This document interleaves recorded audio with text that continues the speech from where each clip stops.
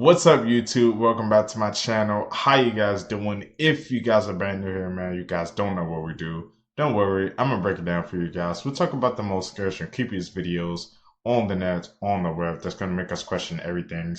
Seeker, sit back. Let's do what we do best, man. Say it with me, y'all. Y'all know what we do. Seek the truth.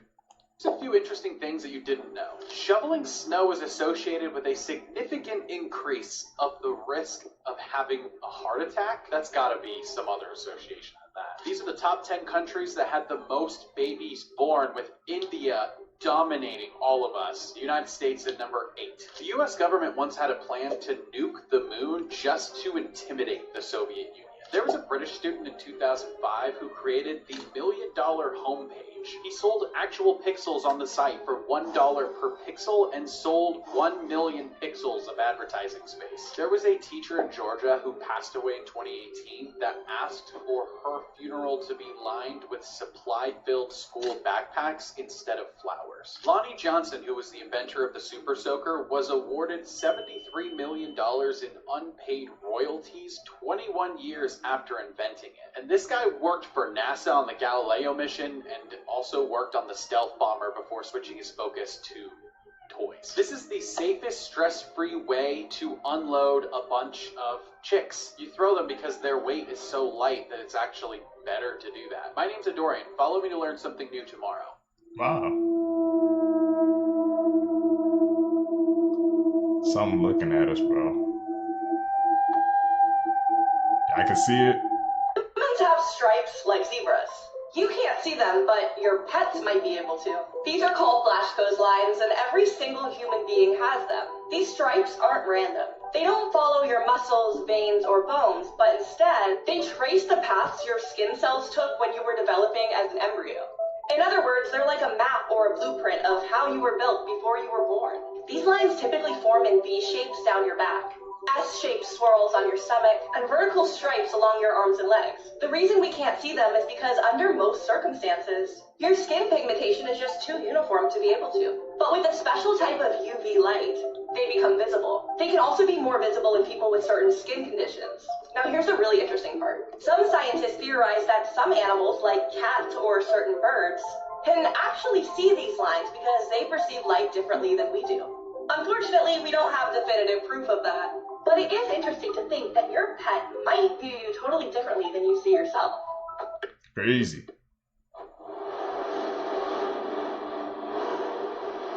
We got robots breakdancing at 2026, bro.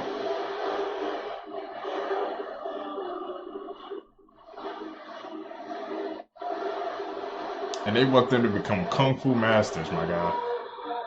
What are we doing? Have we not learned from the plot of iRobot, bro? We're literally giving them skills.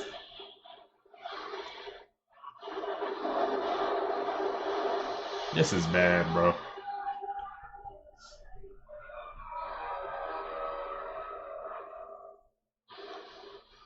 Why are we teaching them this stuff, man?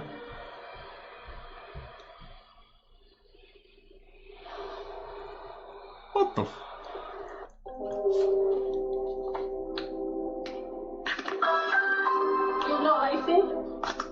Lacey? Stop! We can't answer the door right now. If you'd like to leave a message. This guy following me, Lacey. Who is he? I don't know. He's been following me since. JR! What up? He's been following me since I've been calling you. JR, call the police. Would you ever give your... Be careful, Seekers, man. There's some creeps out there, bro. I don't know who that freaking Lacey guy was, man. But luckily, bro, she was at the house and she was able to get help just in time, man. Be aware of your surroundings, Seekers. yourself a hair transplant at home for $500? We've now been informed that companies in China are selling these exact devices from between $275 and $500 a piece. And yeah, they literally put synthetic hairs into your head and are held in by those little tiny plastic bobble anchors right at the end. But going this far without a clinic or supervision seems absolutely crazy, because there are much safer options without risking infection. Something like our natural cotton fibers does the job without having to touch your scalp. So the real question is, are plastic hair implants where hair loss is heading? Or should this be banned before it totally gets out of hand? Hit the follow and like button to help us grow. He grabbed his camera and accidentally took a selfie. When the photographer posted it, the picture quickly went viral. But an animal rights group sued the photographer, claiming the monkey was the one who took the picture. So technically, the monkey should own the rights. The court ruled that animals can't own copyrights, but the group refused to back down. So the photographer donated part of the earnings to help protect the monkey species, and the case was finally dismissed. Oh, this is sweet. Like, this saguaro is definitely decaying. But, like, this is wood. It has wood inside of it. It's not just, like, all plant material. Another thing I learned is, like, okay, a lot of the saguaros have, like, holes inside of them. And I guess a lot of birds actually live inside the saguaro cactus. But yeah, okay, you can see it really well on that cactus, like that saguaro. Especially the really big ones. They just have, like, a ton of holes everywhere in them. Which I guess is like a little bird hotel. Some of these saguaros, though, they got some real bad scoliosis. Like, what's going on there? Scariest things ever caught on camera. What in the skibbity?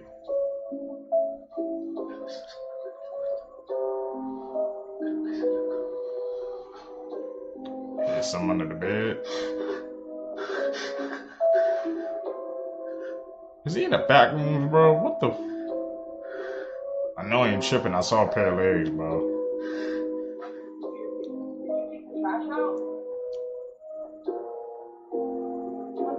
The lights are fucking flickering now, dude. What the fuck? Hello. So, I was walking through here, and whenever you get right here, you can see something fucking behind me, and I don't really know why.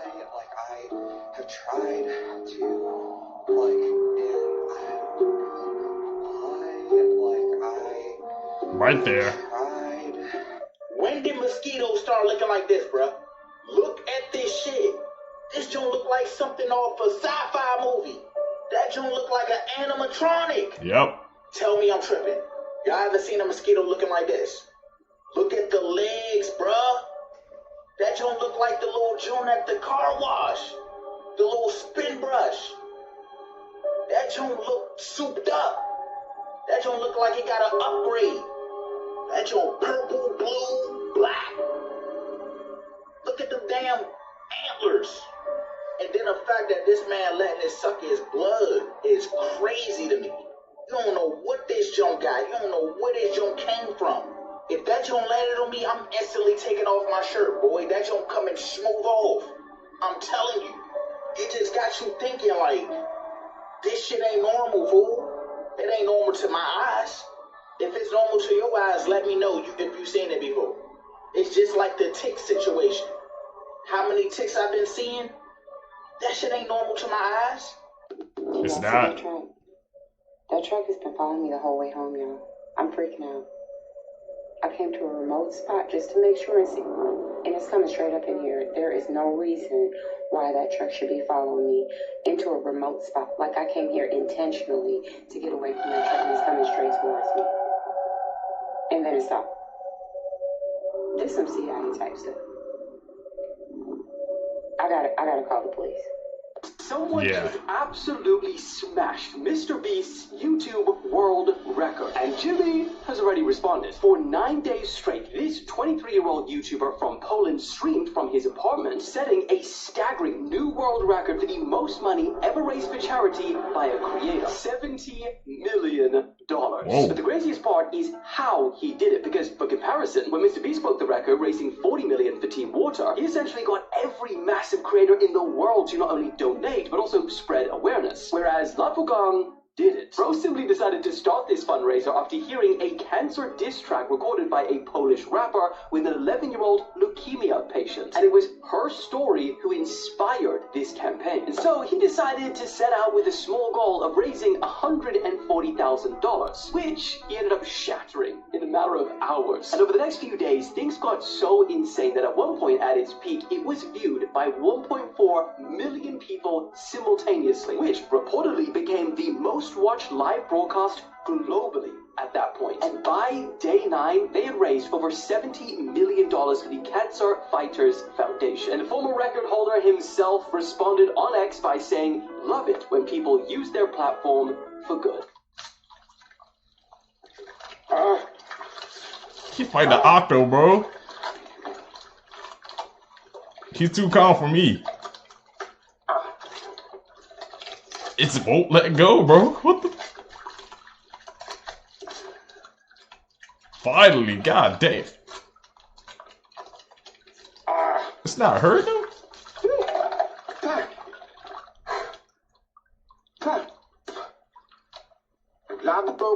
Bro fought an Octo, man. First of all, I have so many questions. How did the octopus even get on his face in the first place, man?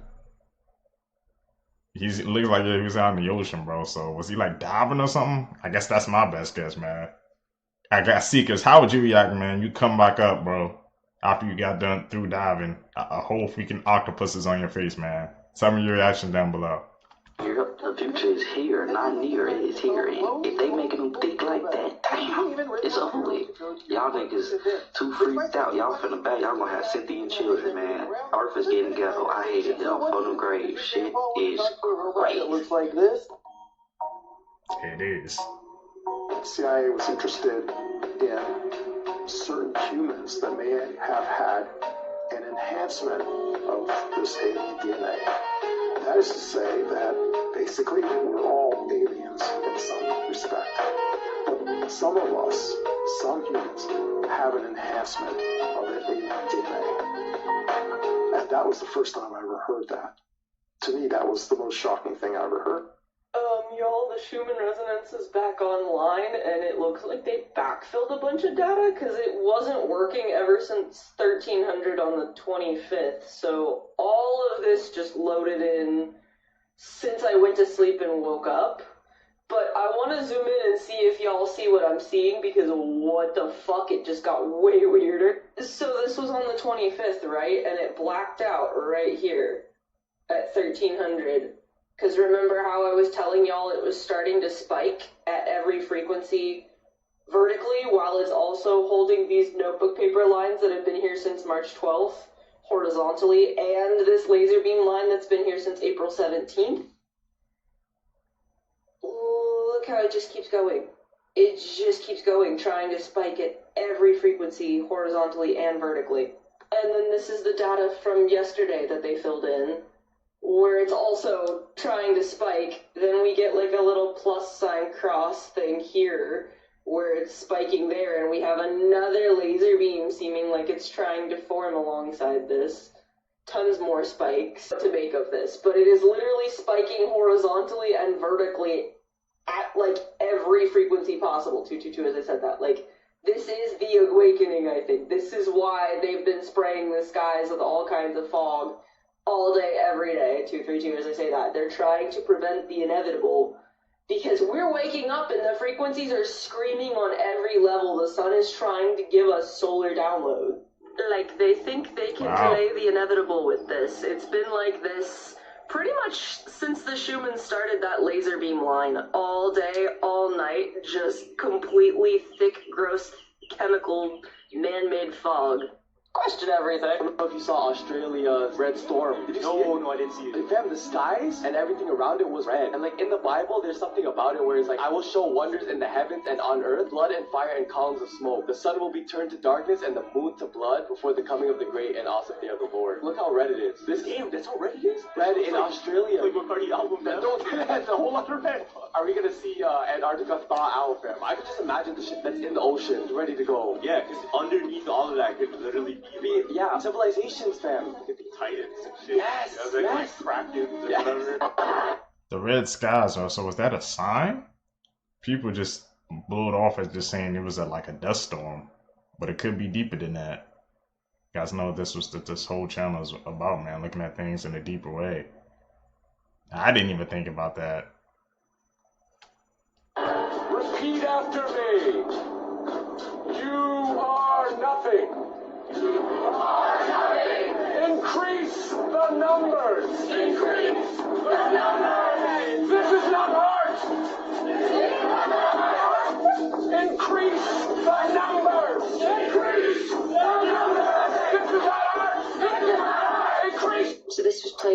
random comedy skit. But when you look at really what's happening here, this actually has a name. It's called the Ritual of Minds. And he's sat there wearing white antlers, the symbol of Master of the Hunt. There's people in white robes being marked with red liquid. What's eerie is the purpose behind it. They want to see if they can put a dark ceremony in your face. And as long as a funny person, a funny man is doing it, it's classed as a joke. When you realise they're just mocking the public in plain sight to see if you're actually paying attention. Let me know your thoughts and comments down below. Gotta pay attention to that stuff, man. Like she said, they're playing in our faces, bro. Like she said, they try to put a comedian in it, you know, so people can just play it off as it's just a comedy skit, but hey. What happens if it's not actually picking a comedy skit? They just seeing what they could get away with, man. They're trying to put it in the media, bro, so we can get used to it, get adjusted to it, man. I can't be one of those people, bro. I refuse to be, actually.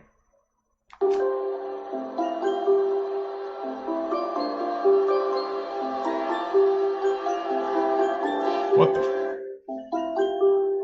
By the nick of time. Now, bro, like all the damn vampires and shit. That's some damn. Like in America, bro, they in Oregon, bro.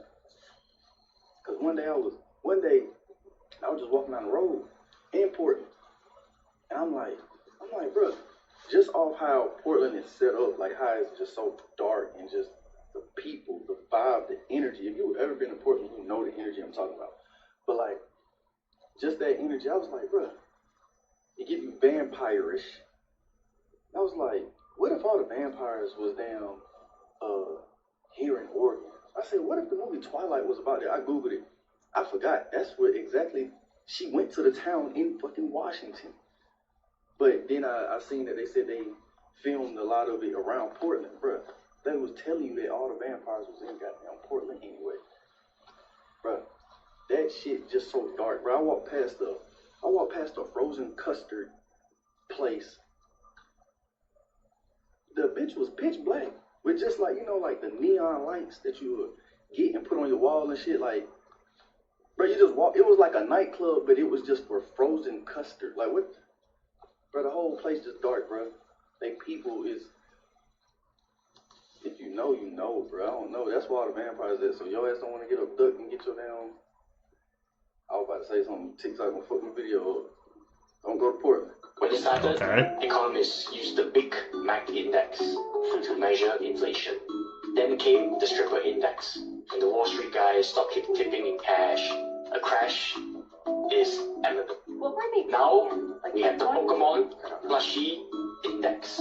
Okay, over the last 3 years, young adults basically, in order to block out housing crisis, they bought high-end collectibles.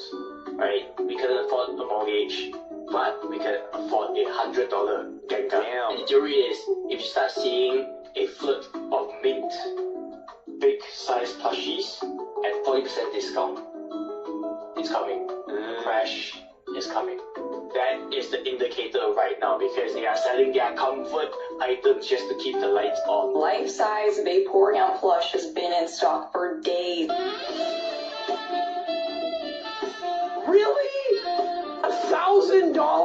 How do you think they call it spirits, not just booze, Chris? Because alcohol literally lowers the firewall between your conscious mind and whatever else is running in the background. So when I drink a buzzball, I'm like letting a ghost into my liver? That's terrifying, Dad. Relax, Nugget. Normies drink to go NPC mode. Occultists drink to change permissions. It's not a beverage. It's an admin override. You literally said alcohol was a soul-corroding toxin in the previous video. Now it's sacred tech? Which one is it? Fire, cook steak, or burn cities. Context, Brian. Recreational drinking equals obedience. Ritual use equals controlled disinhibition. Different protocols. Anthropologists documented this. Voodoo, Dionysian rites, Sufi wine poetry. Alcohol was used to induce trance states under strict structure. The system removed the structure and kept the intoxication. Exactly. Step 1, intention. Step 2, controlled dose. Step 3, no social feed, no dopamine loops, just silence. You're using ethanol to loosen the conscious gatekeeper, not delete your brain. So, what happens? You get pattern recognition spikes, emotional recall, symbolic dreaming. That's why priests, shamans, and alchemists used it. But if you drink to escape, you become predictable. If you drink to observe, you become dangerous. Prey drinks to forget, predator drinks to see. Simple firmware update. It's not a party, it's a protocol. One makes you programmable, the other makes you unreadable. So that's the why they call it, you know, wine and spirits. I've always wondered that, man. I finally got the answer, bro. Careful with your drink seekers, man. Don't become predictable. Say, this guy right here discovered oil in Houston, Texas. And I believe it. The guy looks every bit of 200 years old. And he's staring down another ancient creature. Seriously, what is going on here, you all? Who is that right there? Can anybody truly explain to me who that is? This dude right here is looking like the Undertaker, or I guess you could call him the Underfaker. Some people say he looks like the Crypt Keeper. And there are rumors that he is 200 years old. Damn. Who is this? Remember a while back when LeBron said, "I just want to live"? What is going on here? Because again, when you look at the similarities to that guy and this guy right here, I mean, you tell me what is going on. I really don't know what is going on, you all, but there are a lot of bizarre things happening. What do you think? Wake up. Show you guys. And I just showed you guys this last week, and now everyone is taking a selfie with this, y'all. Everyone is noticing this now. Y'all see this? And this thing has gotten so much bigger. It is so vivid. Look at the colors. Oh my God. That thing looks like a literal fireball. Look at this.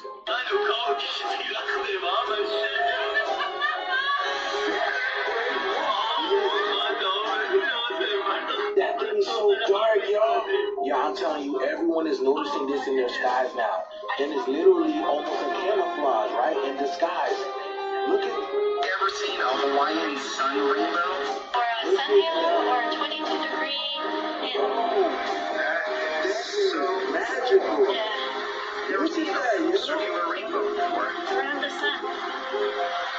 Look at that. I don't know if anyone else is seeing this shit today, but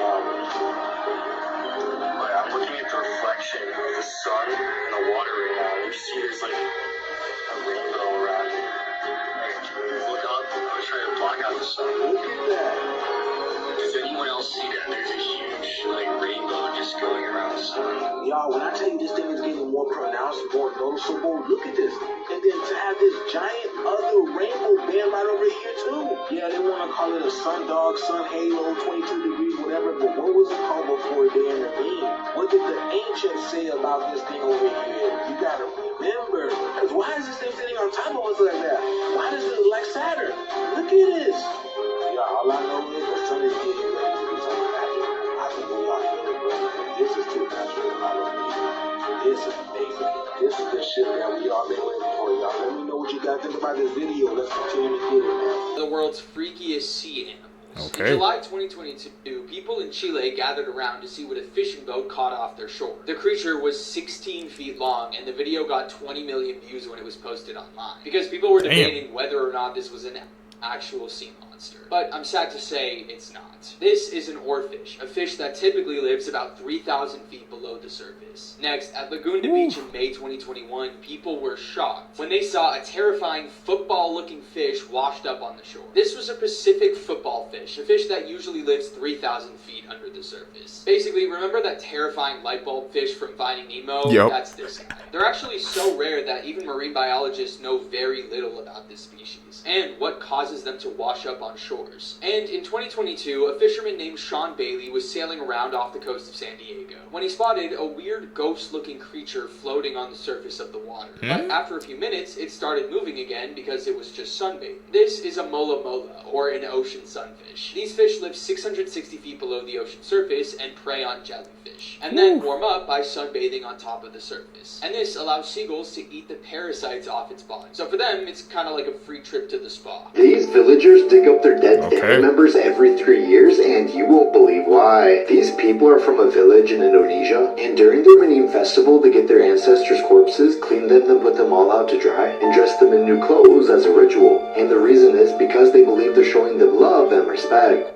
This is why you should be scared of mirrors. Reddit user Liberated Man said that when he was about 12 years old, he woke up in the middle of the night to go to the bathroom. He walked across the hall to the bathroom, hit the lights, and was about to reach for the toilet when he glanced up and saw a face in the mirror. It wasn't his face. He said that it was as if someone was on the other side, standing to the right, with their face right next to the glass, staring at him. He only saw it for the briefest moment, but it seared into his brain. He screamed and ran out to find his dad. His dad, of course, investigated and then calmed him down, or tried to. They had a prayer session because he was so freaked out. Eventually, he went back to sleep. He said that fast forward to his 30s, he had forgotten all about the event until one night, while visiting, his dad quietly brings it up. He said, "Remember that one time you saw a face in the mirror?" It suddenly came back to him in a rush of a memory, sending a chill down his spine. He said, "Yeah, I remember." And then his dad said, "Well, sometimes I think about that night." He looked down at the floor with a serious expression,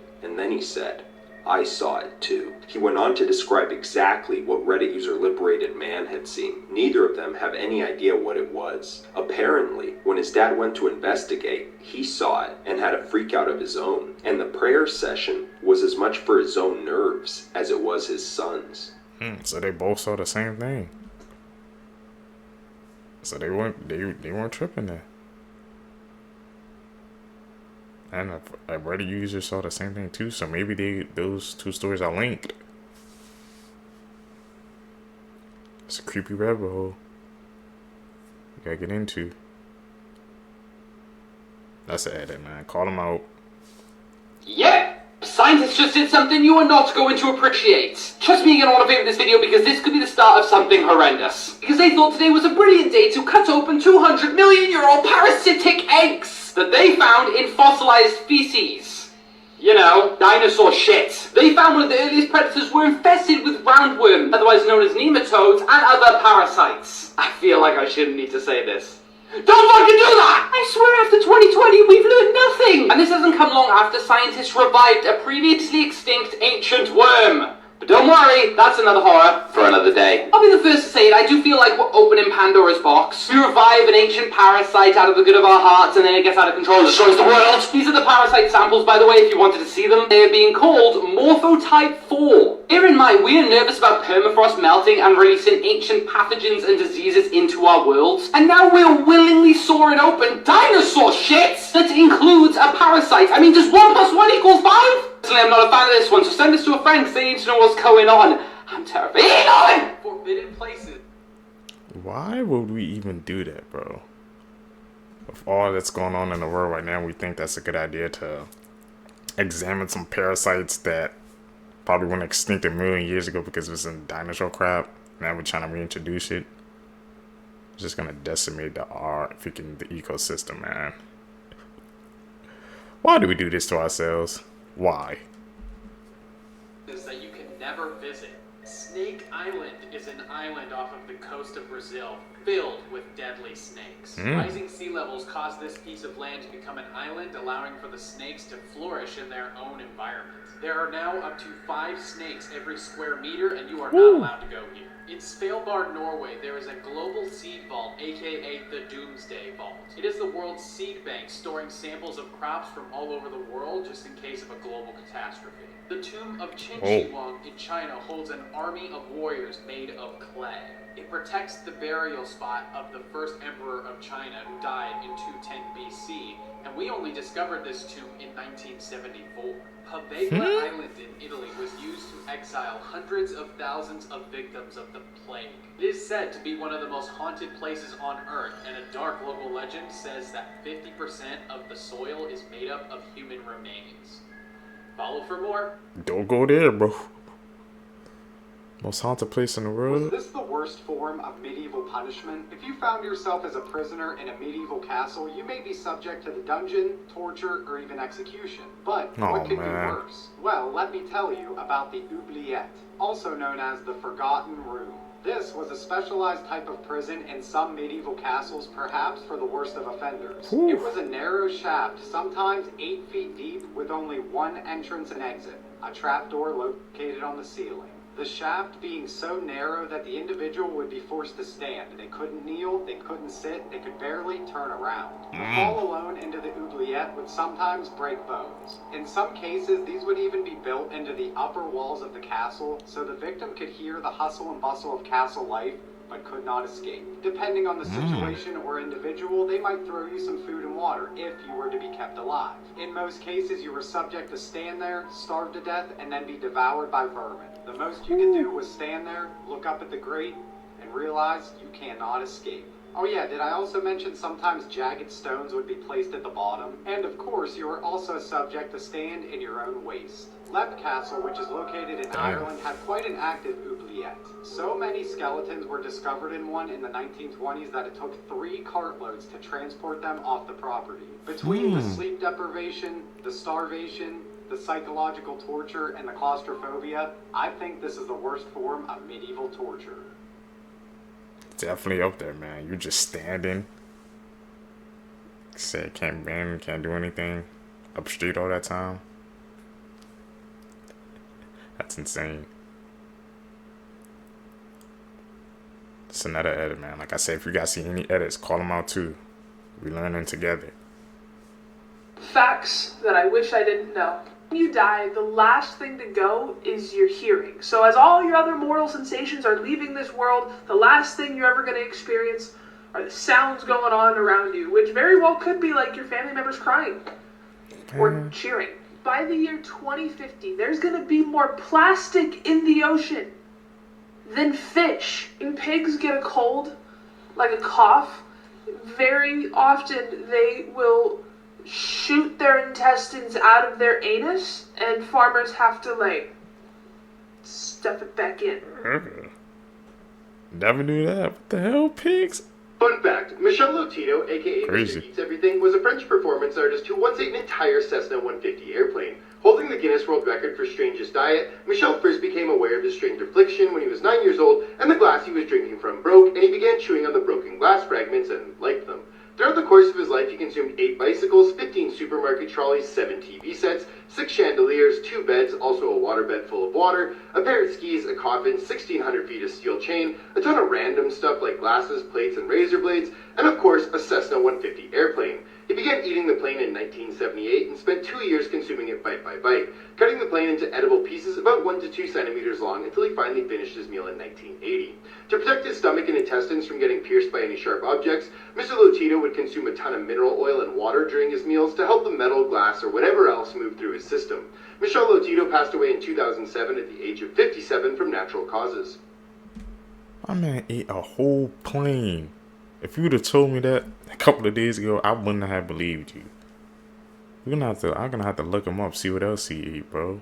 Any other world records? He had that broken many, man. Eating These are the world's that type of freakiest land things. animals. In 2022, a TikToker named Kostica uploaded a video that showed a weird-looking creature running around his backyard. Once the video went viral, wildlife experts took to the comments to explain that it was a lesser blind mole rat. And this is because of how its tiny eyes are nearly tucked under its skin. They spend most of their time underground creating tunnels with their massive teeth. In 2020 in British Columbia, a woman was walking around when she saw a bug that looked like a tarantula with wings. She then shared a photo of the bug to Facebook, where wildlife experts explained that this was a very big moth called a polyphemus moth. These moths have huge bodies, and despite their scary looks, they don't have mouths to bite. And they have a lifespan of about 2 weeks. And in 2024 in Sydney, Australia, a TikToker named Blonde heard a weird tapping sound coming from her window at night, and she went to investigate. And what she found is like something out of nightmares. At her window, a bat was tapping on the glass, trying to find a way to escape the storm. And it stayed around until the next morning, where Blonde had to call a bat expert to come remove it. But this turned out to be a non-aggressive species of a bat known as a flying fox. And they only eat fruit or flowers. They also struggle to keep warm when they're wet, which explains why it was at her window. Now I just feel sorry for the little guy. What is the dirtiest country in the More world? no. Well, firstly, the cleanest country in the world is Denmark. It's also labelled the most environmentally friendly. But what country is the dirtiest? In 5th place, it's Pakistan. Pakistan is home to the world's most polluted city, Lahore, and has become a major problem in Pakistan. The air is voted hazardous for breathing, and Pakistan is also voted 3rd highest for public defecation. In 4th place, it's Bangladesh. Bangladesh suffers from pollution also, mostly from vehicles, factory fumes and dust. The air quality in Dhaka, one of the world's most crowded cities, is also labelled as very poor and dangerous. The serious overpopulation in Bangladesh is also a huge factor contributing to this. In 3rd place, it's Vietnam. Vietnam is very polluted due to the transportation system and the excess cars and motorbikes on the road. The water is very polluted due to trash being thrown away and neglected, and a lot of the popular cities can be covered in litter. In 2nd place, it's Myanmar. Myanmar has suffered badly with trash pollution, but most of all, water pollution. Myanmar have a long-lasting problem with dirty water. More than anything, being a river cleaner is a job, collecting trash such as plastics and cans, then selling it, making up to $10 a day. Finally, in 1st place, it's India. India have suffered really badly from air pollution, trash and hygiene issues. It is #1 in the world for public defecation, and overpopulation has been becoming a concern for India as the country is growing at a very fast rate. Most of the lakes and rivers are poisonous and hazardous, and the pollution in some areas is very severe, making it the most polluted country on Earth. If you enjoy videos like these, please follow our page for more facts. We learned out here today, Seekers. I didn't know, man. I didn't think India was going to be on that list. Most polluted in the world. We got to do better, man. We got to take care of our planet, bro. We only have on the Earth, man, so we got to do our best to take care of it.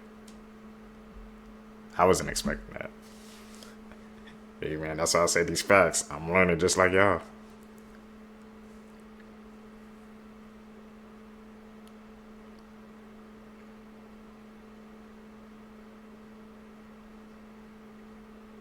Edit, man. I think, man, I'm getting better at spotting the edits. Watching these videos every day with you guys. Can you believe that this was almost the Ghostface mask for Scream? While scouting out locations for the first Scream movie, they stumbled upon a mask in an abandoned house. It was produced by a company named Fun World, and it was called the Peanut-Eyed Ghost. Well, Fun World wanted a little bit too much money for them to use their mask, so they went to the drawing boards. Here are just a few of the concepts that they drew up. Quite different, huh? They were eventually able to come to an agreement, and thus one of the most iconic horror masks of all time was born. This may look like a Wish.com Michael Myers mask, but it's actually from the original movie. 43 years ago, they painted a Captain Kirk mask white, and now we have one of the most iconic horror killers ever. I'm actually impressed with how well it held up over that long.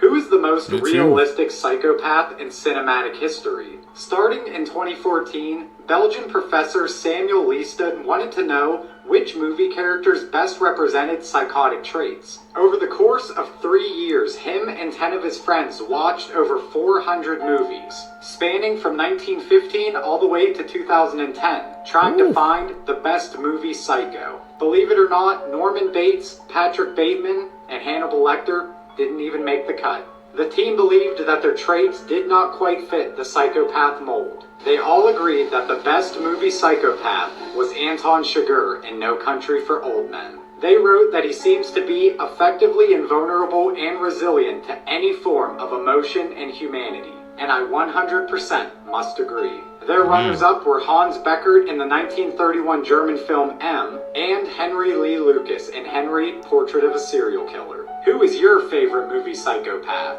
These are the safest countries to go if World War III was to start. That's mind blowing. And considering the news at the moment, you might want to sit down, shut up, and listen! So favorite this video, just in case you ever need it. I hope we never do. Now there are countries all around the world, but let's start with Argentina. Now if this was to all break out, it's likely that the world would look similar to Terminator 2 Judgment Day at the end. It's likely that all the smoke from all of these will block out the sun, this resulting very quickly in famine and crop failure. But don't panic, because we have Argentina. In Argentina, there are an abundance of resistant crops, such as wheat. This is one of the places on Earth that actually has a chance of surviving World War III. Next up, we have one of the big ones, Switzerland. Now aside Aside from the fact that it is incredibly neutral when it comes to politics, it has a landlocked geography and mountainous terrain, as well as being one of the countries with an insane amount of underground bunkers. Actually, there's 26,000 of them, which are actually all very hidden, which will mean you will be very safe. As well, just in case there is an invasion, Switzerland literally has booby traps everywhere. It's actually kind of insane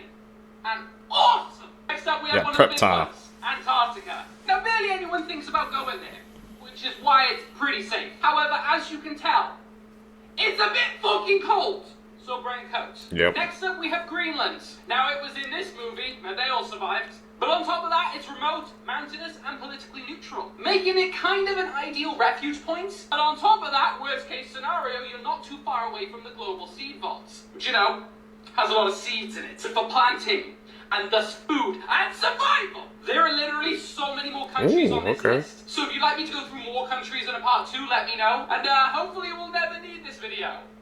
But just in case we do send this to a friend, it could save their life one day. Elon! One of the biggest going to Greenland, mysteries bro. in history has finally been solved. Alright, firstly, in 1915, explorer Ernest Shackleton and his crew set off for a voyage to explore Antarctica. However, before they could make it to Antarctica, the ship they were on, known as the Endurance, got trapped and crushed by the ice. Now, with no other options left, all of the members on board had to navigate a lifeboat hundreds of miles to safety. In this journey to safety, all of the crew survived many storms, even one being a hurricane, until they got onto a rescue boat. Even though they failed to get to Antarctica, this became a famous story because they didn't let a setback crush their spirit. But for over a century, the biggest mystery was, where did the ship end up? And believe it or not, but in 2022, the ship was actually discovered, and they were so close to where they wanted to be. It was found 2 miles underwater, and because of the frigid temperatures, it was actually pretty well preserved.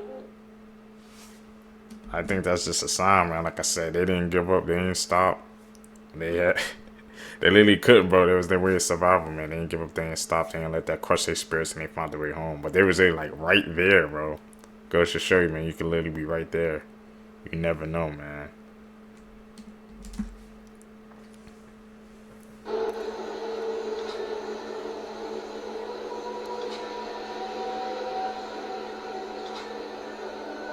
You know that's an edit. Stop playing with us.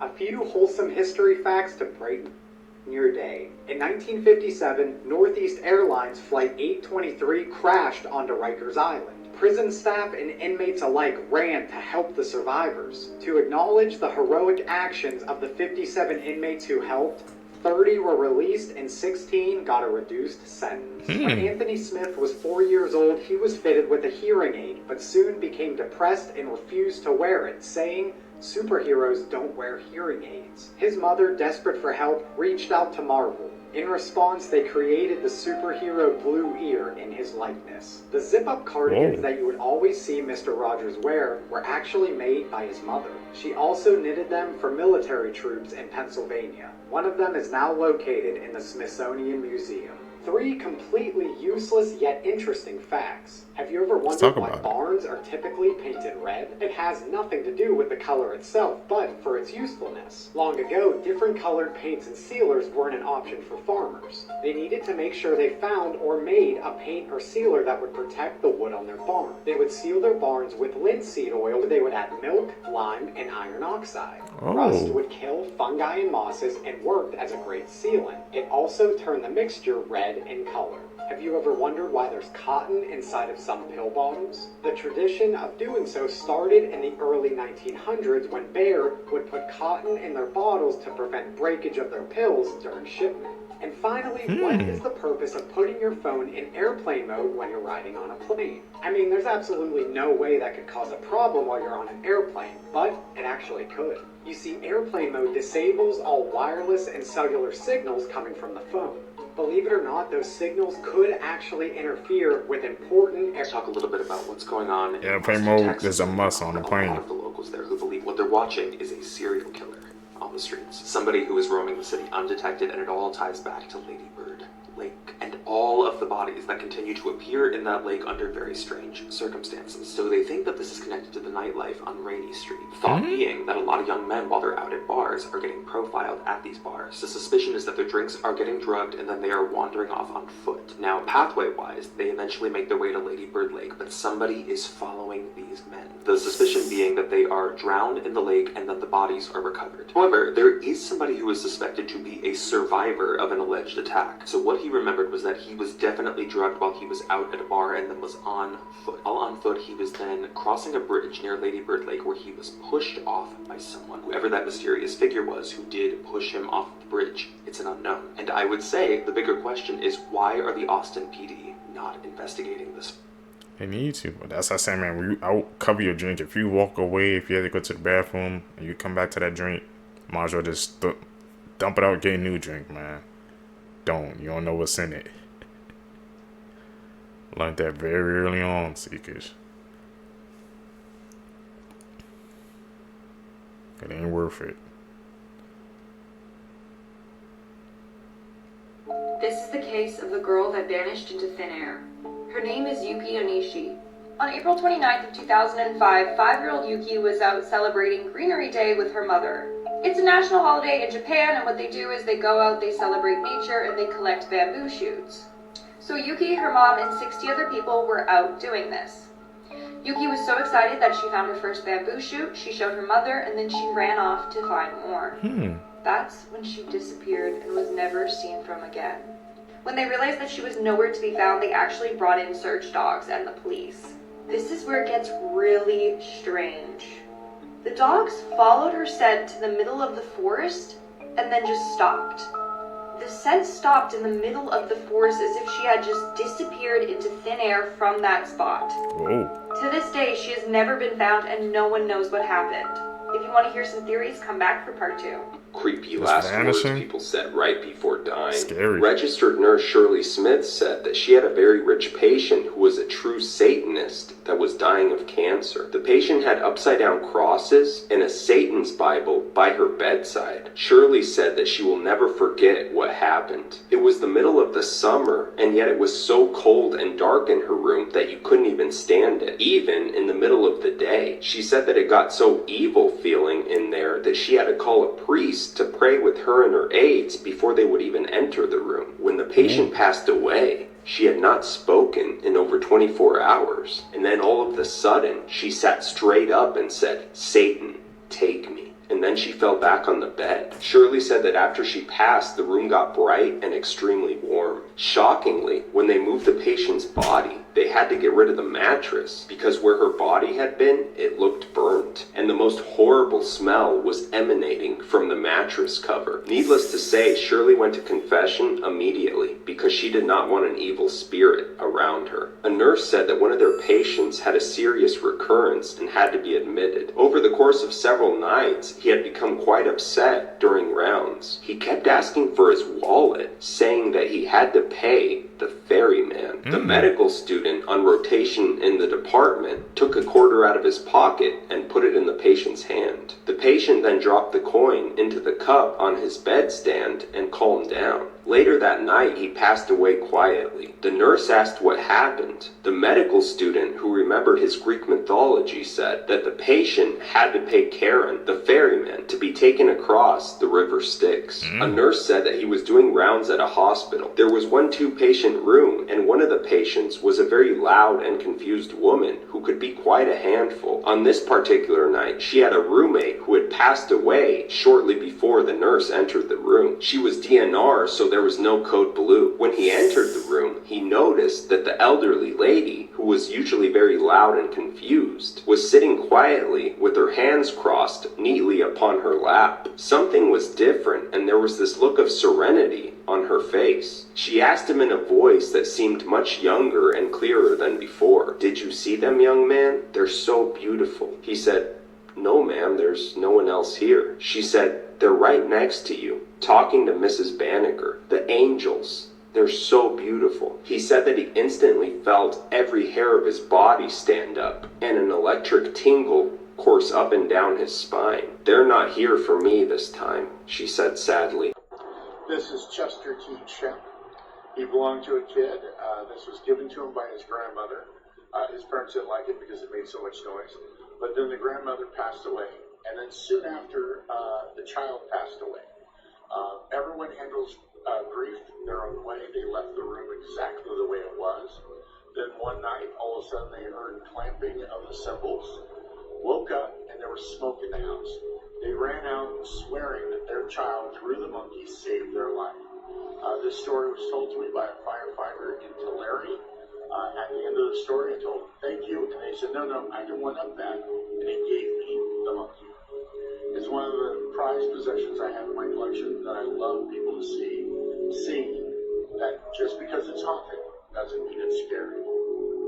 She discovered that there was an artificial film on the turkey leg, similar to plastic. This is not cheap meat. This is a well-known meat brand. Some people online even suspect it might be 3D printed meat, and the site is giving American consumers chills. This turkey leg was produced by a major mainstream manufacturer, the kind you can find on any grocery store shelf. When she opened the package, she thought the outer layer was normal turkey skin, but as she began cleaning it, she realized the entire drumstick was wrapped in a thick, smooth, rubber-like membrane. She tried pushing her finger through it. It wouldn't break. She tried pulling it off. It wouldn't budge. She finally had to cut it open with a knife and peel the entire sheet off like industrial plastic wrap. And the most unsettling part, the sound, texture, and elasticity of that layer were almost identical to plastic. Some people say it's a processing film. Some say it's a moisture retention coating. But many others have a far more alarming suspicion. Is this a new form of 3D printed meat quietly being tested on the public?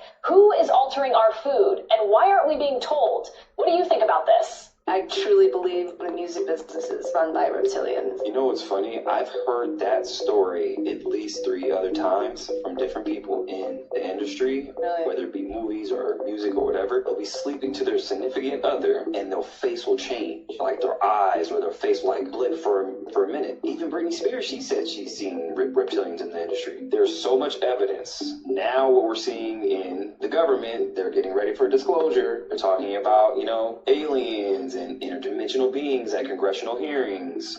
So I feel like they're drip feeding information to us. And we're seeing meteors. You see all these meteors just coming out of nowhere now. Yeah. So they're, I don't know. And then the government just got a domain, aliens.gov. I think they're going to use that to do a dump. Like how the Epstein files, hey, just do a deep dive. Here's all the files. It's funny, they want to do all of this when we were talking about the Epstein files. And it's just like, we got war. Now we got Star Wars. I think they've already been in touch with these beings, and I think that the people that we see in places of power, government, entertainment industry, the financial system, some of these people aren't what they appear to be. They live. It's always in the movies. Well, yeah, they live. I mean, that movie was amazing. Changed my life. I've got one that can see. Yeah, that movie tells it all. You know Peter Thiel, right? So his name is an anagram. If you mix it, it's the reptile. Oh no. Predictive programming, I see. So I'm thinking that these people that are in charge, like Sam Altman and all these other people in tech, Elon Musk, he's alien for sure. Honestly. That when he was at the White House, he's just a weirdo. Zuckerberg. But again, I think they're in the music industry too. Svalbard. They're everywhere. It's one of the most unusual facilities on Earth. It's a massive underground backup storage vault for the world's crop seeds, located deep inside the mountain in the Arctic island of, Spitsbergen. It's in the Arctic. It's almost impossible to get into this thing. It's completely nuclear blast proof. It's kept just below 0 degrees year round. So the seeds, they said they could last tens of thousands of years in there. Oh. A little bit of a spooky thing. The majority of countries in the world put seeds in there. China and Iran refuse to put their seeds in there. Whoa! They've been preparing. They're preparing for something with that. I'm trying to think, why would you do that? But why it exists, modern agriculture uses relatively few plant varieties. Over the past century, this is a crazy stat, about 75% of crop diversity has disappeared. Oh, wow. Which makes food systems more fragile to disease, climate shifts, and disasters. The vault acts as a backup for seed banks around the world. Whoever puts their seeds in there, they're the only ones that can take it out. So it's already been used to restore restore lost crops. During the Syrian Civil War, they said it can hold up to 4.6 million seed varieties, and it's currently holding, I think it's at 1.3 million. There's a conspiracy theory that they're actually holding ancient seeds in there that they found at different archaeological locations, like Göbekli Tepe. Cool. And, this is a crazy one, very fringe, that there's alien species of plants, and that they're holding them in this facility. That's why it's super locked up, super secret. I challenge you guys to grow a weird vegetable. Wait, so New York? Man, what type of seeds they got, bro, in that seed bank, man? But the fact that they said China or Iran, they won't put seeds in it, that got my head turning, bro. Why not? Like, what are they waiting for? Like they said, what are they preparing for, man? Who knows? New York is trying to shut down the city and turn off lights at 11 p.m. statewide. You heard what I just said? They're proposing a bill in New York that will shut down most outdoor lighting from 11 p.m. to 5 a.m. in the morning. And they're calling this the Dark Skies Act. And you already know how New York nightlife is right now. Just imagine New York with no light. It's going to be a lot of unwanted action if they get the chance to pass this bill. Mind you, they're trying to push it out there like they're trying to pass this bill because of light pollution. Since when have we had a problem with light pollution? Or does it have something to do with this war and that power grid that they planned on doing something to? Because the United States is over there doing something that they ain't supposed to be doing. Mind you, New York might just be the pilot city. They might just try and do this shit everywhere. But let me ask you a simple question. What happens when a city gets darker? People move different. Businesses move different. Everything slows down. That's not lighting. That's behavior. Because when you control environment, you control patterns. You control when people go out. You control how long they stay out. Think about this. New York ain't just a random place. New York is one of the busiest, most active cities in the world. And you talking about shutting the lights off at 11 p.m.? Got a good and idea. That goes back to what I said. This might just be a pilot program for everybody else in the United States. Because if they can make it normal here, they can make it normal anywhere. Be honest. Do you think this shit is serious? Jump in them comments, man. I'm out. Y'all see the sky, right? That shit is blood red. How? It look like blood covered the whole damn sky, fool. Australia always seem to have something crazy going on, bruh. If it ain't the big ass spiders, it's Komodo dragons, kangaroos. Nigga, they got some unknown bugs there, bruh. And now you see the sky is red, blood red. I'm not gonna lie, y'all. This don't look like something straight out of a movie. I'm talking about the day after tomorrow or 2012. If I seen this fool, I'm not even outside with it. I'm in a crib looking from my window. Yep. They said this was caused by a dust storm. The last time I checked, when a dust storm happened, the shit turned orange. I ain't never seen it red. I could be wrong. Y'all seen it before? I wouldn't have been him. Now, this could be something normal that happens in Australia. But for me, I ain't never seen it. Just make you think, what the is really going on in the world? That shit look apocalyptic. Y'all let me know what y'all think about it down below in the comments. Have any seekers, man, in Australia, bro? Like I said, is that normal? The sky turning red, man? Yeah, the freaking sky turning purple, bro. Red. What's next, bro? Man, this year 2026, man, is insane, bro. We got some crazy things happening. I hope you like this one. It's nice from the garden. It's eating a plant? Very good. Thank you. All right, thank you, Chef. He's eating a plant at a restaurant. Until you see what happens when you fold a 50-euro bill in a certain shape, which, by the way, pretty much every single country's money has, like, some interesting images in it if you fold it certain ways. And I know you're going to say, well, like, you can fold anything to look like anything. If you think this is a coincidence, I don't know what. By the way, the only cool one I can think of is that this Serbian 100 dinar bill has Nikola Tesla on it and has him over there holding that ball thing, too. So that is cool. We should all have one of these. So on the back of the 50-euro bill, you can see this bridge, right?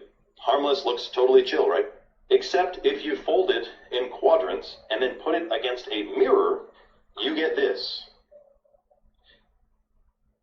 The devil, Baphomet? I don't know. But I'm not kidding. You fold it 2 times and put it on a mirror, and you get this, and it's even complete with the shoulders and everything. But let me know if you think that's just a strange coincidence. And follow for more. Bro, has It Trump can't be a just strange found coincidence. a new best friend? Or was this all just a clever act? See, yesterday, Japan's first ever female prime minister, Sanae Takaichi, visited the White House to meet Donald Trump and talk through a number of important issues. And it started with something you almost never see among world leaders: a hug. Yes, as you can see, Trump goes in for the classical handshake, but Sanae counters and smothers him. So immediately you're thinking, damn, maybe this friendship is better than we expected. Kinda wholesome, actually. But then Trump almost ruined this budding friendship with a very risky joke about Pearl Harbor. Who knows better about surprise than Japan? Okay, why didn't you tell me about Pearl Harbor? Now, although her face certainly did look uncomfortable, you start to question if that is really the case after she visibly laughed at Joe Biden's autopen portrait that Trump put in his place on his wall of US presidents. On top of that, later that day during a keynote speech read out by a translator, she called Trump her best buddy. Very confident that Donald and I are the best buddies to realize this shared goal. She then complimented his son, Barron, and called him a very tall and good-looking gentleman. Donald, tomorrow is the birthday of your son, Mr. Barron Trump. And I know he has grown up so much into a very tall, good-looking gentleman. She threw out a phrase in English, which Trump clearly loved, grinning in the background. Japan is back. And even gifted the United States 250 cherry blossom trees for their 250th birthday. But here's the thing. People are looking at this day in 2 different ways. The first is that this friendship is genuine. You know, they're both conservative, they share similar viewpoints on some issues, and they say that we're looking at a strong future partnership. What do you think? So you're telling me that this whole time hydration was never just about water, and the reason I still feel off has nothing to do with how much water I drink? Minerals. So drinking more doesn't automatically mean hydrated. It needs electrolytes to actually pour water into the cell. So instead of just drinking more, think, how am I hydrating my body? This is why I put together a simple guide on how to structure your water at home so your body can actually absorb and use it the correct way. If you want that, it's right here. Everything in our reality is fake and we're the dummies. Taxes are about to be raised so we can spend $200 billion on a war we don't want. Why are taxes raised when they print money?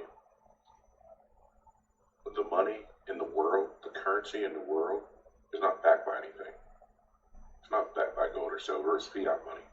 Fiat means governments just agree to accept each other's fake money. It's fake. But we gotta work to generate fake money, to pay it, to live. So what if we just stopped? Stopped everything. Stop paying, stop working.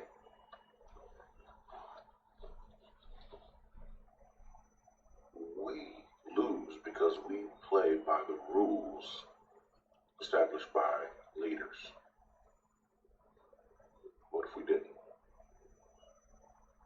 It's not just Dracula. Many early vampire novels before the 20th century were deeply associated with and influenced by Freemasonry. This is not a conspiracy, but a historical fact that hints at something more secretive and and occult surrounding the concept of the vampire. Bram Stoker's Dracula was published in 1897 and has become one of the most iconic Gothic novels of all time. But here's what has been lost and conveniently never mentioned. Did you know that Bram Stoker was a master mason? Stoker's own Masonic journey began in 1883 when he was initiated into the Buckingham and Chandos Lodge in London. During this time, he mingled with influential figures, including Sir Henry Irving, whose charisma and mystique likely inspired elements of Count Dracula himself. Even John William Polidori, the author of The Vampire, was a Freemason. Initiated in 1818, Polidori not only created the first modern vampire tale in English, but also served as Lord Byron's personal physician. Byron himself came from a family with strong ties to Freemasonry. His great uncle was strangely called the Wicked Lord. He also was known for killing his neighbor, William Chaworth, over a simple argument. The case led to a trial in the House of Lords in 1765, but he avoided imprisonment by paying a fine, walking free despite the scandal. Vampires real? We need more ways to inconvenience their lives. I thought we were killing it with cheap grocery paper bags that rip off eye contact, but you're right.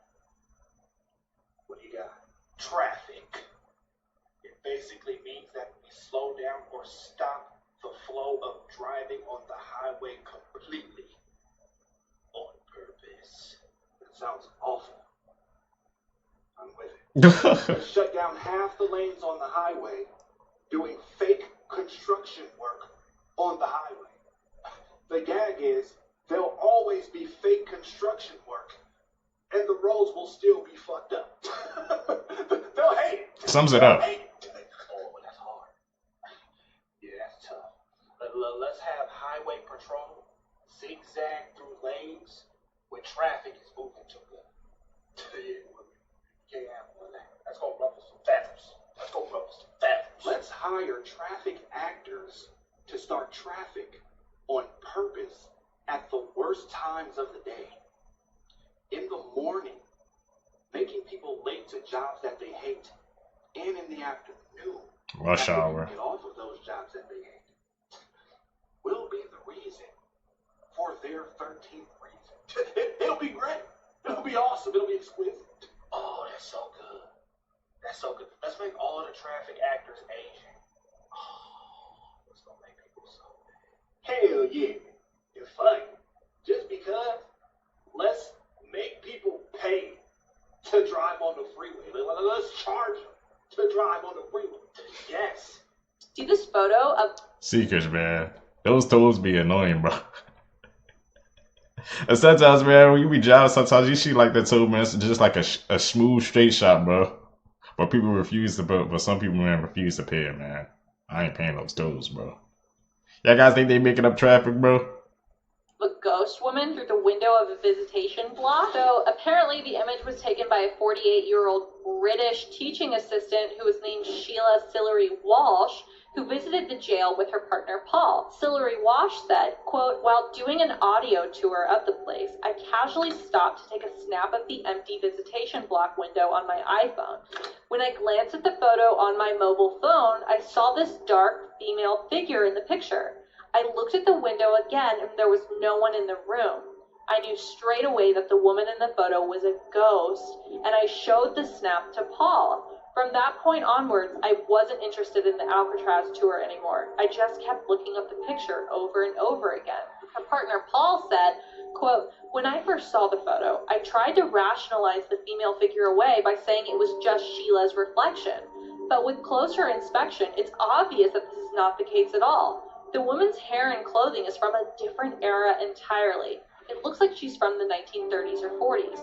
I have no logical explanation for the girl in the picture. I'm baffled by her. It's funny because she's staring right at the camera with a knowing look. I was really skeptical about ghosts before, but I'm a bit more of a believer now." The couple have tried to find out the identity of the woman in the photo.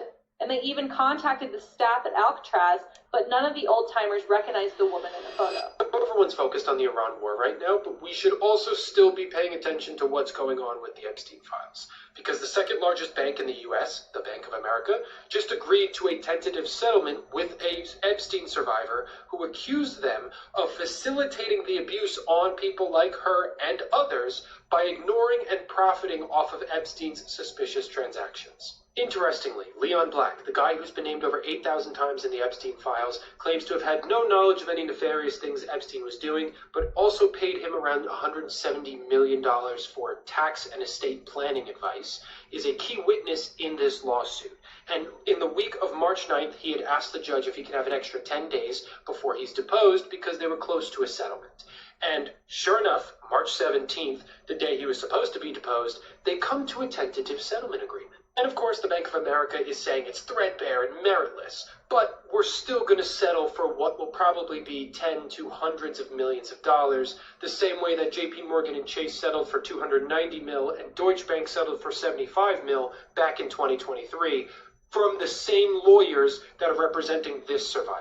Both lawyers have until March 27th to submit legal papers regarding this settlement, and on April 2nd, there is going to be a hearing on whether to approve this deal or not, which will successfully allow Leon Black to escape his deposition, which would have been on March 26th.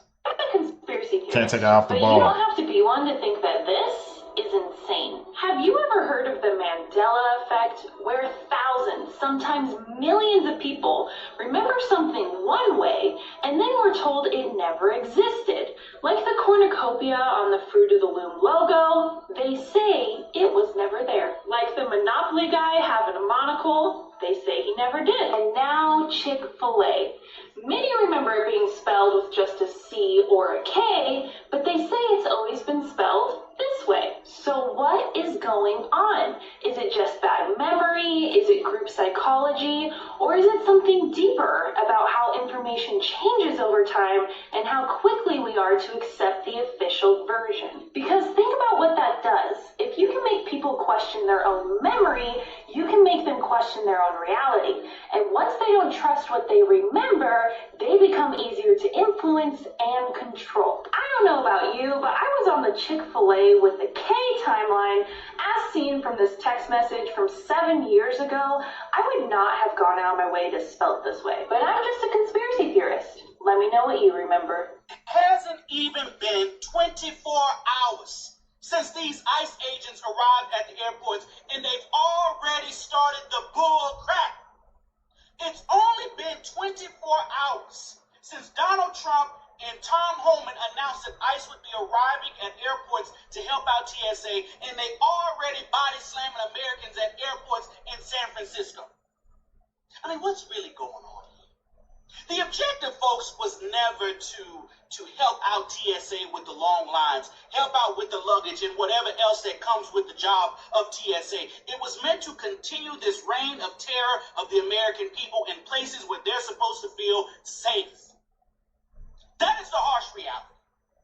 And Donald Trump, in all his ignorant wisdom, is going to continue to double down until another American ends up in a box. And these Republicans in Trump wonder why DHS is shut down, because ICE and Border Patrol is totally out of control. You really can't make this stuff up. Please tell me y'all know what this thing is and that y'all seen this thing come out of the water before. No. Because this is the second or the third video I'm coming across that someone has been pulling these out of the ocean. What is that, bro? Venom. What is that? Why does it look like the heart of some creature? Okay, so I took it off. I put some water on it. Look at it. It was swimming. I'm gonna put it back in the water, you got, but all this purple stuff, I didn't want to really touch it with my hands because I think it's poisonous, but it got in my line. I hooked it. Wait, that's not blood? That thing is leaking. I thought it was blood, but obviously it might be some neurotoxin or something like that. That's crazy. And how dark that thing is? See the little pointers? I'm just telling you how wait. What do you say? It's falling up. There it goes. It's moving. I hope not. I hope not, because there's a lot of stuff coming out. That looks like the water version of what venom is supposed to be Like, y'all see how it's getting smaller? Oh my God, bro, it look like a heart or something like that. I'm gonna dip him back in the water just to figure it out. Here it goes. Oh, I'm touching my hand. Oh, he's definitely slimy. Let's see. He starts swimming to the bottom. Okay, he's back up. He starts swimming. Okay, we think it's habitat. He's moving. What is that? He's down now. What he is though. The trial ended with 2 deadlocked juries, causing the boys to be retried, but during the second trial, the judge didn't allow the boys to use the sexual abuse as a defense. Both brothers were convicted of 2 counts of first-degree murder, with both of them receiving life sentences and no possibility of parole. They then didn't see one another for 22 years. Until 2018, they were housed in the same unit, and when they met, they embraced and burst into tears. The child psychologist that works with the brothers claims that the boys are innocent and their father was in fact a monster.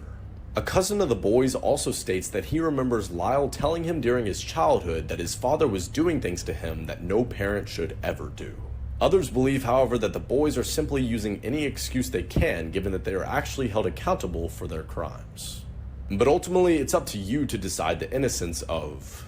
In 2018, a 51-year-old woman drove her car onto a Little League field. Attempting to stop the woman and keep the children safe, 68-year-old Douglas Parkhurst jumps in front of the car and tries to close the gate. He succeeded keeping everyone safe, but sadly died from his injuries on the way to the hospital. Carol Sharrow is arrested, and the story should end there. But it doesn't. On Halloween night in 1968, 4-year-old Carol Lee Ashby was trick-or-treating with her older sister. Tragically, 4-year-old Carol Lee was hit and killed by a drunk driver, and the case remained cold for 45 years, until 2013 when Douglas Parkhurst confessed to being her killer. After 45 years, the statute of limitations had run out, and Douglas faced no punishment. When interviewed in 2018, Carol Lee's older sister Darlene said, "It's like a complete circle now. He went out the same way he took my sister out." Terrible crimes that were solved by pure coincidence. On April 28, 1997, Zephany Nurse was born, and she was placed in a nearby crib while her mother Celeste slept, but when Celeste awoke, her daughter was missing. Police searched the hospital, but nothing of note was found. In fact, no progress was made in the case for nearly 2 decades. However, when Celeste's next oldest daughter Cassidy started classes at a new school in 2014, she met Mache Solomon. The girls quickly struck up a close friendship, and many people commented on their resemblance to one another. So much so that when Cassidy introduced Mache to her mom Celeste, she instantly contacted the police. When Mache's alleged parents couldn't provide proof of her birth, a DNA test was conducted and it was confirmed that Mache was actually Zephany Nurse, Celeste's missing daughter. The kidnapper LaVonna Solomon was later convicted in the abduction case and sentenced to 10 years in prison.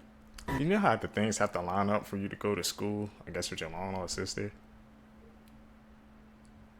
That's just the universe at play right there, man. Unfolding in front of our eyes. This case's twist will shock you. On the evening of 2014, Sarah Sands had downed 2 bottles of wine, put on a hoodie, and left her apartment carrying a knife. She then walked to a 77-year-old man's house named Michael Plested and took his life. She then walked back to her house and gave herself up to the police. But why did she do it? Turns out that man's name wasn't Michael Plested. He had legally changed it through a secret loophole in the law, which allows you to do so when applying for a new passport, because he was actually on the SO list for messing with children. And it turns out he had lured her 3 sons into his apartment, 12-year-old Bradley and the 11-year-old twins Alfie and Reese, and essayed them.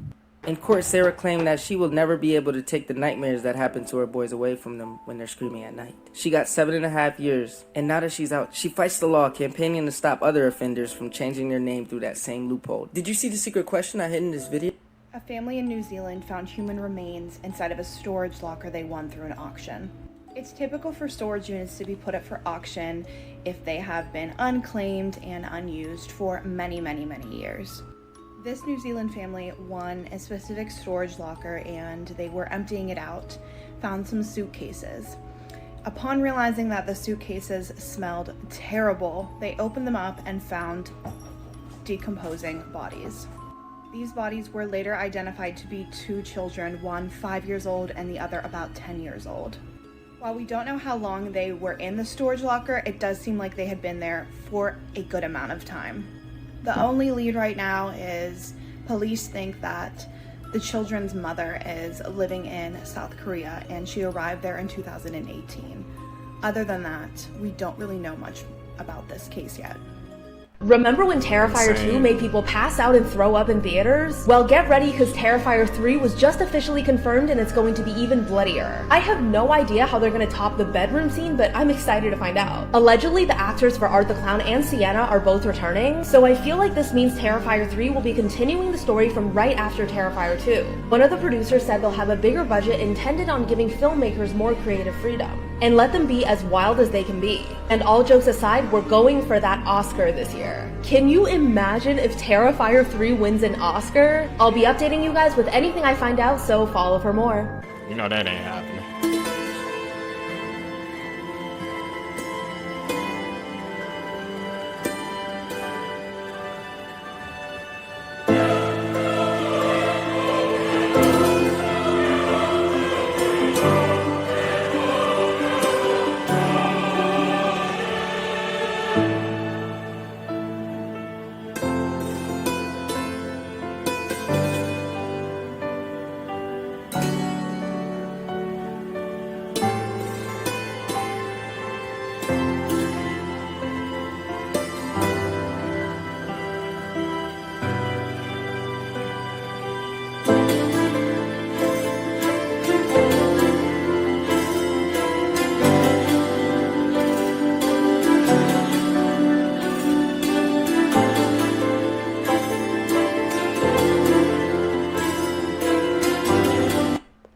That case had some twists and turns I was not expecting. Well, any of the Seekers, were you guys expecting that? Who was killed by her childhood best friend in 2016. At the time of her death, Sarah was living with her dad in Neptune City, New Jersey, and studying arts and media at their local community college. As many of her friends knew, she'd recently received a lot of money following her mom's passing. It was the middle of the night on December 2nd when Sarah's car was found abandoned on a nearby bridge with the engine still running. Dive teams searched the water thinking that she may have jumped, but ultimately they came up with nothing. Sarah's case was investigated as a missing persons investigation until January of 2017, when another student came forward and pointed authorities in the direction of her junior year prom date, 19-year-old Liam McAtanzy. The two had been friends for over 10 years. On January 31st, police set the student up with microphones and cameras and had him meet Liam in a local parking lot. There, he confessed to everything, explaining that he and his best friend Preston spent 6 months planning Sarah's murder. Yes, this is a photo of Sarah, Liam, and Preston together at their high school prom. The plan was for Liam to go to Sarah's house, get her drunk, and then take her for everything her mom had left her. On December 1st, he did exactly this and strangled Sarah for 30 minutes before hiding her body in the bushes outside of her house.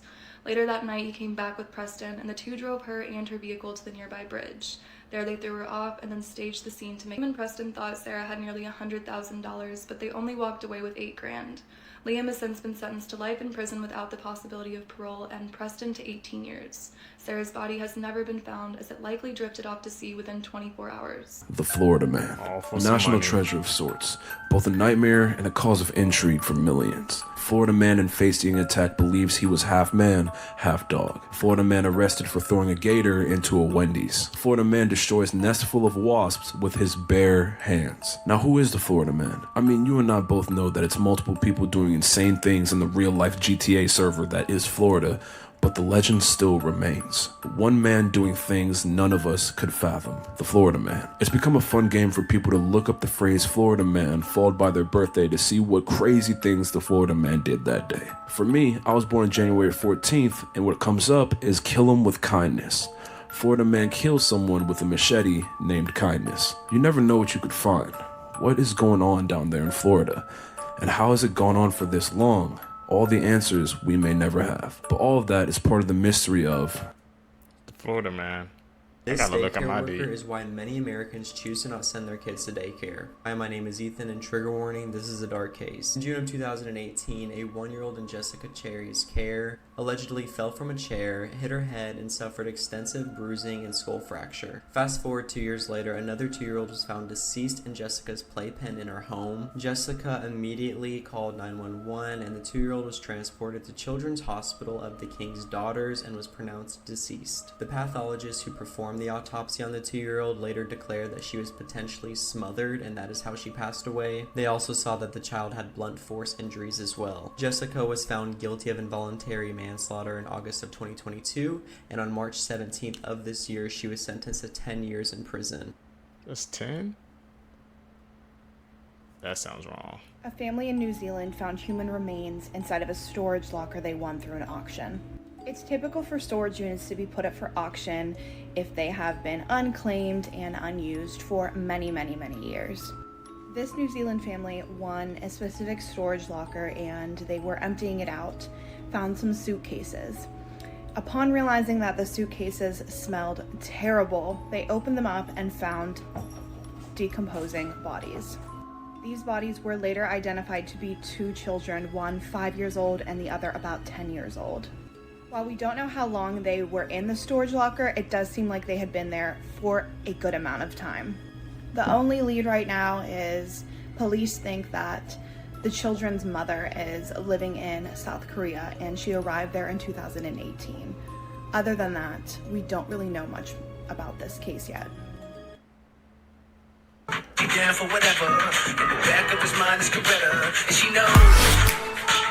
So worried that she missed this one that she literally called the police to the house because she thought something was wrong. Her friend's name was Nicole, by the way, and she is a huge reason why this case even got solved. So Nicole's at the house talking to the police, and she explained how her car was still in the garage, the shoes that she wears every day were still there, and just as she was talking to them, Chris pulled up to his house.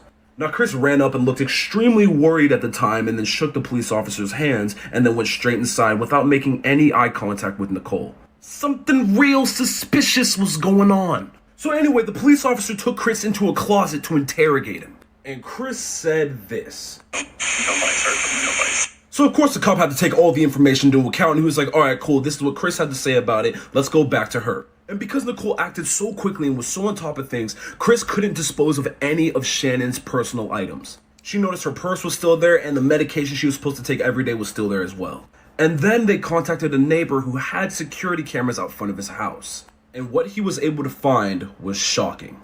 The security cameras captured Chris Watts backing his pickup truck to the front of his house and then moments later pulling out bags and throwing them into the back of the pickup truck. And when you watch the footage, you realize Chris knows he was caught.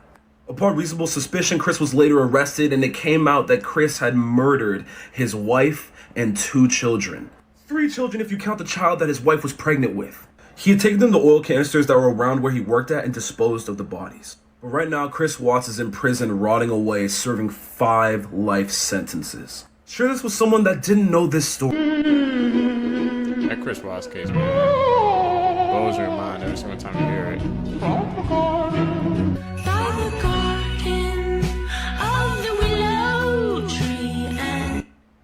He ate him? Where was he at? She must have been out of her head. Part 5. This is one of the most gruesome parts, so big trigger warning.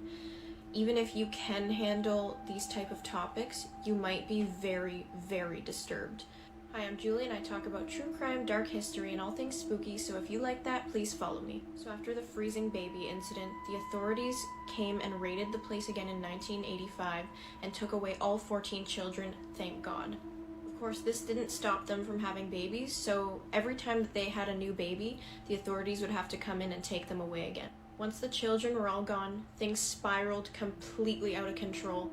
Many of the cult members tried to escape, but none were ever successful. One of the members that tried to escape was actually Rock's second wife, Giselle. It was actually Giselle's idea to leave the baby out in the cold, but despite that, really bad things happened to this woman on the commune. Rock found out that Giselle was trying to escape the commune and then threw a hunting knife at her, which landed in her thigh and created a 3-inch deep wound. Rock's response to this was to have a beer and then take a nap, and then hours later wanted to operate on her leg. It had been so long since her initial injury at this point that her leg began to clot and swell. Rock pressed on her wound until it opened back up again, and then he proceeded to pour boiling hot water in her wound repeatedly. And then he filled the wound up with salt and olive oil. Somehow Giselle survived this surgery. He also blowtorched one of his wife's stomach while she was pregnant. One of his favorite things to do was blowtorch people. He even blowtorched one of his wives on her back until the skin was bubbling up. A man named Claude who lived on the commune received horrific treatment as well. Rock poured boiling hot water on him, pulled out 11 of his teeth with a pair of pliers, broke each of his toes by hand, and then sliced his arm open with a piece of glass. He got one of his wives to break Claude's leg with a sledgehammer.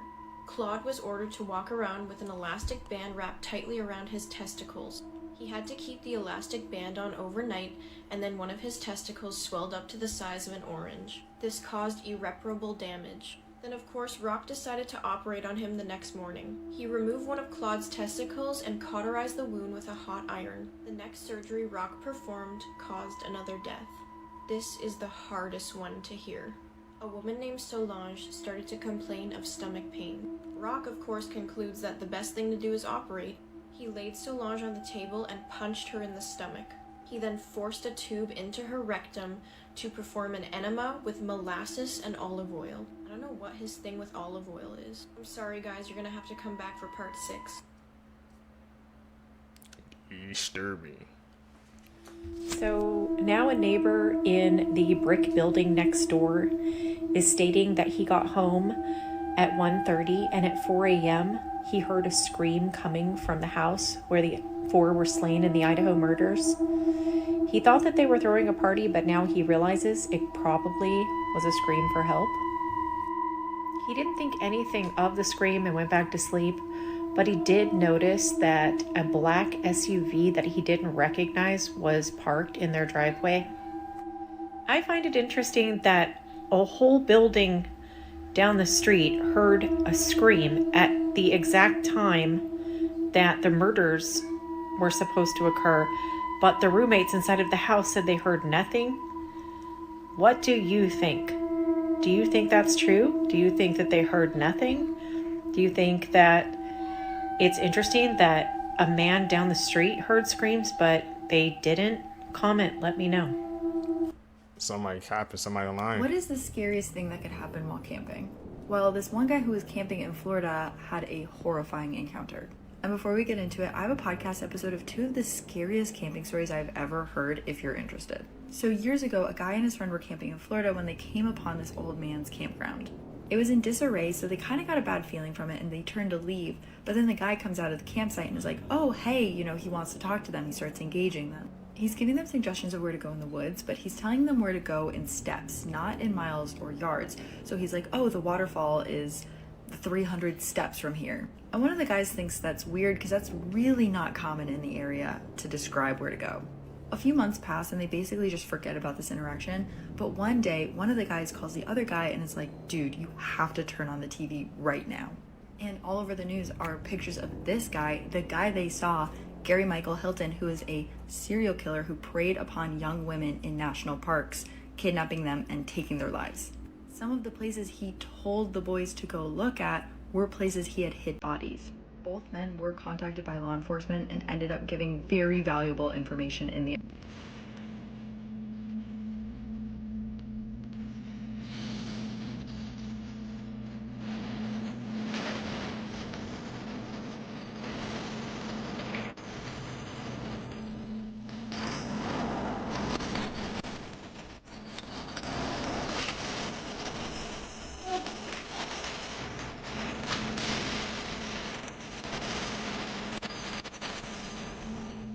There are over 200 dead bodies at the top of Mount Everest. It is too dangerous to take them down, so climbers use them as markers. A study's shown that high school students have the same stress levels as the average 1950s insane asylum patients. While trying to find a way to make it safer for turtles to cross the street, a scientist put a fake turtle in the street. She, however, was horrified when she found out that over 6% of people went out of their way to run over the turtle. Marie Antoinette's last words were, "Pardon me, sir, I meant not to do it." She accidentally stepped on her executioner's foot. I actually found that one kind of funny. 14-year-old George Stinney was the youngest person to ever be executed in America. He was later proven innocent. Penguins are pretty adorable, until you take a look at their teeth.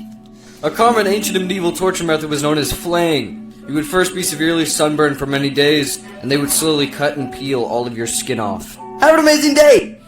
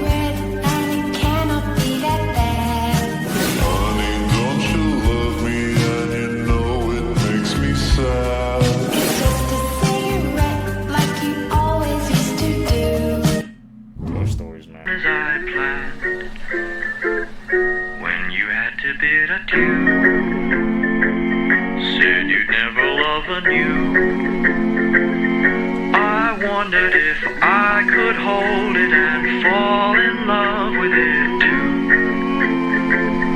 You told me to buy a pony, but all I wanted was you.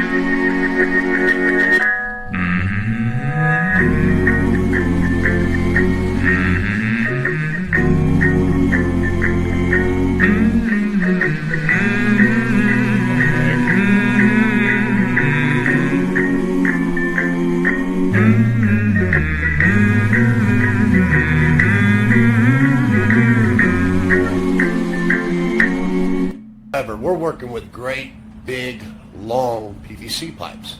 And to get it into this crawl space, I literally had to crawl to that corner just to angle this stick just right, these sticks just right to get them under the house. As I'm over there, I see this little pipe that's sticking out of the ground, which I thought might have been an old stink pipe or an old sump pump that was underneath there at one time, because he had waterproofed his entire basement, had the plastic on it and everything. Okay. As I'm over there working around, I've got pipe glue and primer all over my fingers, and look down inside this pipe and I see this old shirt, and I decide I'd pull it out and try to wipe my hands off with it because everything was sticking to me. We get finished up, and I take the old shirt with me. I was going to use it to clean up everything with, you know. It was an old rag, didn't think anything of it. But his sister wanted us to come over and take a look under her sink, that she had some pipe work that needed to be done too. As we get done with her pipes underneath her sink, I pull out that old rag to wipe my hands with, and she gasps, "Oh my God." So immediately I'm freaking out, thinking I done something wrong, and I was like, "What's wrong, ma'am?" And she said, "That shirt, it's so familiar. It just brings back memories." And I was like, "Huh, I found this shirt over in your brother's house." "You found that shirt in my brother's house?" I said, "Yes, ma'am, I did." "Can I have it, please?" I said, "Sure." So I handed it to her. A couple days goes by, and a detective show up at our place of business and want to speak to me and the guy that was working with me. Turns out her daughter had been missing for 10 years, and that shirt was what she was wearing when she came up missing. Also turns out the police went over there and dug up underneath the crawl space, and they found the girl's body. And the uncle, the wife's brother, or the woman's brother, said that it was the father who done it, and he just covered it up. Like and follow, and I'll tell you the rest of the story. Thank you. Oh, brother, man. That story had twists and turns, bro. I was not expecting that in it, man. World is a crazy place.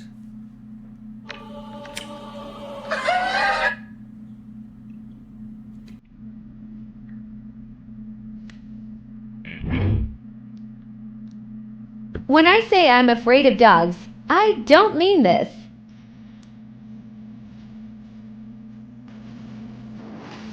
I mean this. As this.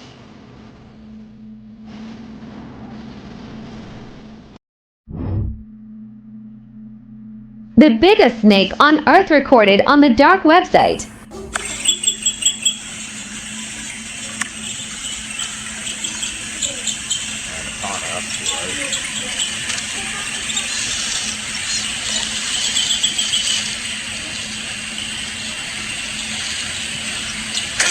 What the? You see the way it leapt to him?